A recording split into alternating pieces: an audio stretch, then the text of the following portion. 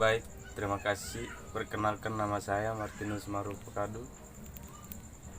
NIM saya 185321, jurusan Manajemen Akuntansi, semester 6. Nah, di sini saya akan mempresentasikan tentang tugas laporan keuangan, tentang neraca saldo atau daftar saldo sebelum penyusunan. Pengertiannya, tujuan menyusun neraca saldo atau daftar saldo, kapan dibuat, format kolom neraca saldo atau daftar saldo, bagaimana cara membuatnya, penyebab neraca saldo tidak seimbang. Pengertian neraca saldo atau daftar saldo sebelum penyesuaian menurut Suni Warsono, DKK. Yang pertama, daftar saldo sebelum penyesuaian berisi saldo setiap akun yang terdapat di buku besar utama sebelum dilakukan pencatatan penyesuaian. Tujuan menyusun neraca saldo atau daftar saldo ada dua, yaitu yang pertama, mengetahui saldo masing-masing akun. Kedua, mengecek terjaganya keseimbangan persamaan akuntansi. Lalu neraca saldo atau daftar saldo itu ada tiga. Yang pertama, sebelum penyesuaian. Kedua, setelah penyesuaian. Ketiga, penutupan. Terus keterangan nama usaha neraca saldo pada 31 Desember 2019. Di sini ada 4 kolom, yaitu pada kolom pertama, kolom nomor akun merupakan kolom yang berisi kode atau yang terdapat dalam buku besar perusahaan.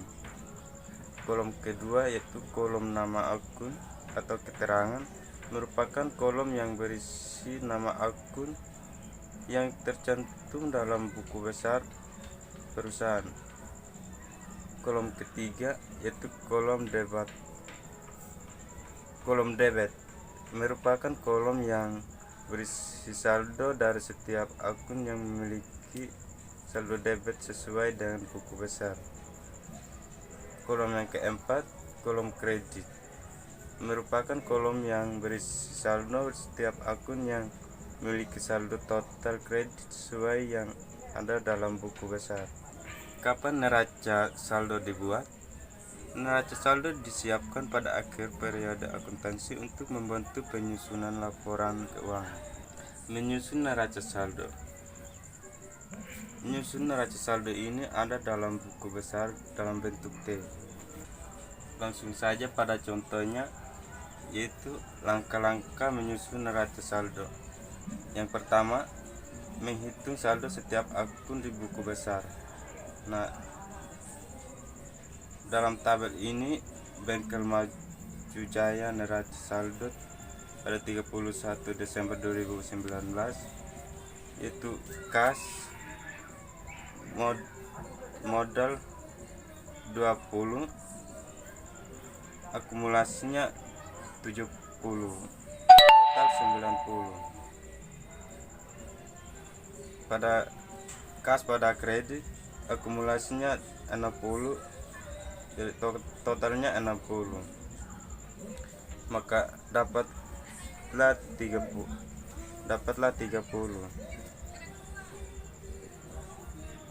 30 ini dapat dari total debit dikurangi total kredit menjadi, maka dapatlah 30 ini. Nah, kenapa saldo kas ini berada dalam debit? Karena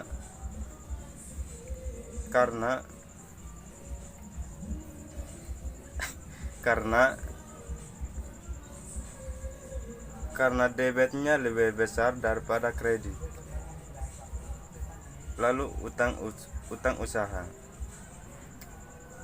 Akumulasi beli pada 30, total 30. Utang usaha pada debitnya akumulasinya 20, totalnya 20, hingga dapat 10, hingga saldonya 10. Kenapa ini 10? Karena dapat dari total kredit 30-nya dikurangi total debit 20. Kenapa ini kenapa saldo utang usahanya berada sebelah kiri di kredit? Karena kreditnya lebih besar daripada debit. Lalu modal pada kredit modal 20 dan debitnya kosong, maka tetap saja saldonya 20 berada dalam kredit. Lalu langkah yang kedua, menuliskan nama akun dan saldo masing-masing akun yang terdapat di buku besar utama. Pada Bengkel Maju Jaya 31 Desember 2019, yaitu ada nomor akun debit dan kredit. Nah, nomor ini kita ambil dari kas, dan saldo terakhirnya 30 juta berada dalam debit. Terus utang usaha saldonya berada dalam kredit, maka kita taruh di kredit juga. Lalu yang terakhir modal saldo modalnya berada dalam kredit, maka kita hitungkan semua di sini menjadi 30. Dan di sini debit dan kreditnya harus sama.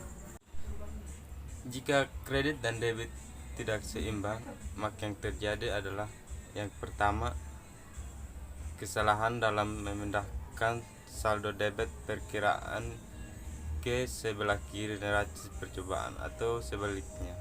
Yang kedua, kesalahan dalam penulisan jumlah angka.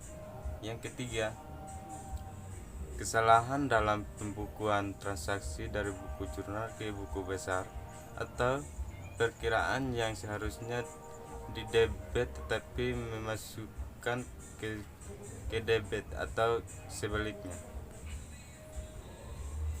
Kesimpulan yang pertama adalah tahap pengiksaran adalah tahap pembuatan ringkasan laporan untuk memudahkan dalam melakukan analisa data keuangan.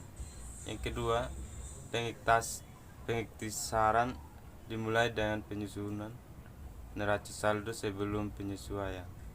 Yang ketiga, neraca saldo sebelum penyesuaian berisi saldo setiap akun yang terdapat di buku besar utama.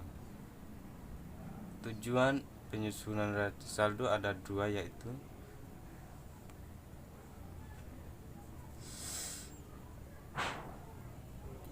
mengetahui saldo masing-masing akun di buku besar. Yang kedua, mengecek keseimbangan debit dan kredit untuk menentukan apakah terdapat kesalahan dalam postingan debit dan kredit ke buku besar. Terima kasih untuk teman-teman yang sudah menyaksikan video saya tadi. Yang saya mohon maaf karena jika ada yang masih berkurang yang saya presentasikan, ya maklumi saja, karena saya juga di sini masih dalam proses belajar. Nah, mungkin hanya itu saya yang saya sampaikan. Terima kasih.